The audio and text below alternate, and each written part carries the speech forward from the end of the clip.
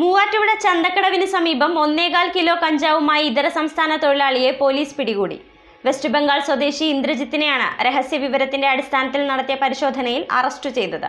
ബംഗാളിൽ നിന്നും മൊത്തമായി കഞ്ചാവ് എത്തിച്ച് ഇതര സംസ്ഥാന തൊഴിലാളികൾക്കിടയിൽ വിൽക്കുന്നതാണ് ഇയാളുടെ രീതി. മൂവാറ്റുപുഴ മാർക്കറ്റിന് സമീപമുള്ള ചന്തക്കടവിനടുത്ത് ഇതര സംസ്ഥാന തൊഴിലാളികൾ താമസിക്കുന്ന കെട്ടിടത്തിൽ നിന്നുമാണ് 1.25 കിലോ കഞ്ചാവുമായി ഇതര സംസ്ഥാന തൊഴിലാളിയെ പിടികൂടിയത്.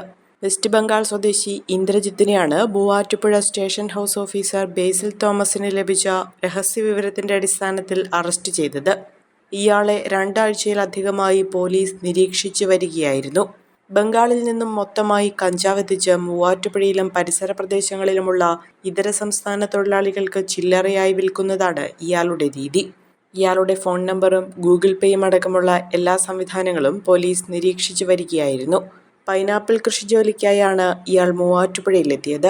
സബ് ഇൻസ്പെക്ടർമാരായ Athul Prem Unni, Jayakumar PC, PV Eldhose, senior civil police ഓഫീസർമാരായ Abdul Raheem, Bibil Mohan, Sandeep T Prabhakar, civil police ഓഫീസർമാരായ സിജോ തങ്കപ്പൻ, ബിനിൽ എൽദോസ് എന്നിവരടങ്ങിയ സംഘമാണ് പ്രതിയെ പിടികൂടിയത്.